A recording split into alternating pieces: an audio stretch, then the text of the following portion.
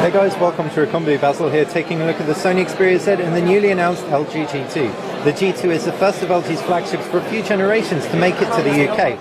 The Sony Xperia Z is probably our favourite Sony flagship for a very long time, packing some classical design, full HD display, 13 megapixel rear-facing camera and weatherproofing, so water resistance up to 1.5 metres, not to mention dust resistance.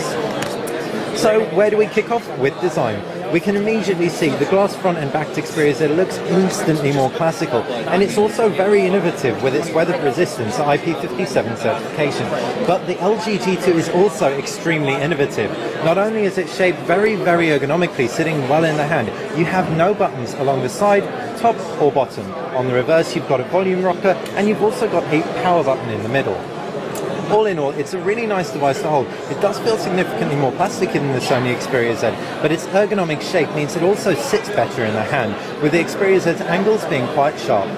Taking a look at those displays, and you can see a 5-inch Full HD display in contrast to a 5.2-inch Full HD display.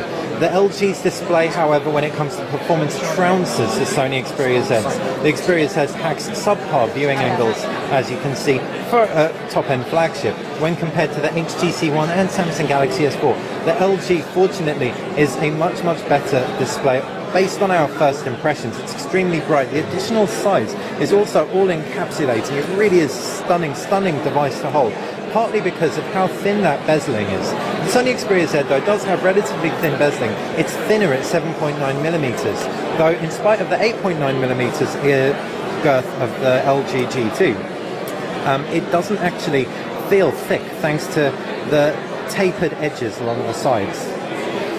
So now we've looked at the displays, it's time to get down to the user interfaces, and both of these devices pack very heavily customized UIs. Sony's UI is significantly cleaner than that of LG's. It looks very classical, in line with the entire brand.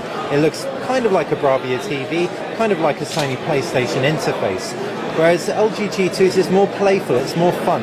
You can swap your themes, and rather than just change the wallpaper and some highlights, it's going to change the entire look and feel of your phone. It really is going to make the experience very you. This is what LG's really trying to do, make it all about you. So indeed, if the other themes that are going to roll out are anything like this marshmallow theme, it's definitely going to do just that. Android purists might well prefer the Sony Xperia Z, but we have to say the LG does have a certain charm. We're not entirely huge fans of the typeface though, so we're going to flip right back to the basic theme. The user interfaces have also been customized in other ways. You've got a pinch to zoom functionality on the Sony Xperia Z, as you can see, and a pinch to zoom functionality on the LG G2. The notifications bars have also been customized. Again, LG's is very busy with brightness toggles, call volumes, etc. You've also got a TV remote control, whereas Sony's is extremely minimalistic altogether. If we jump out of that, we can take a look at the process for adding widgets, and Sony's and LG's are actually very comparable on this front. We add widgets, bars appear at the base of the devices, and you can very quickly throw some widgets on board.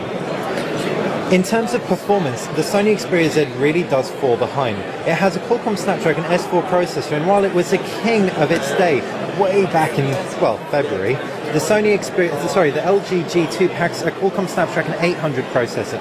That means the Xperia Z has been superseded twice over, from the 1.5 GHz clock speed through to the 2.26 GHz clock speed on the LG G2. It's a real noticeable performance difference. Gaming is going to be significantly better on the LG G2, and in terms of the general UI performance, it's just heaps smoother. You'll be able to see there is minimal stutter, and this isn't even a final device.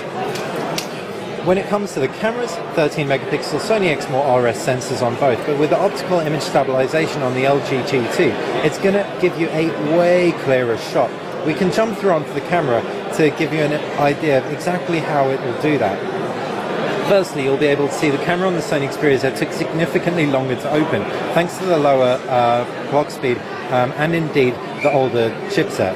If we take a picture, trying to keep a very steady hand, we can take a look at it.